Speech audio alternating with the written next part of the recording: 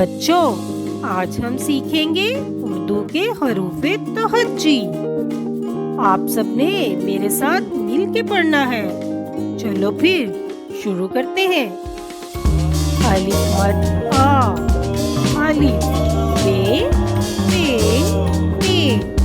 ते से, जीम जे ए वे, दाल दाल जाल, रे अड़े से ये, सीन शीन स्वाद द्वाद, तोय तोय ऐन गै, ये काफ काफ, काफ लाम मीम नून, वाव ए हमजा छोटी है बड़ी है।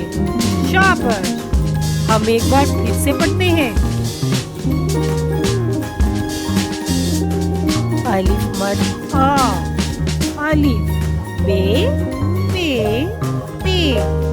ते से, जीम जे ए खे, दाल दाल जाल, रे अड़े से ये, सीन शीन स्वाद वाद, रोए सोए ऐन गै, रे काफ काफ, काफ लाम मीम नून, वाव ए हमजा छोटी है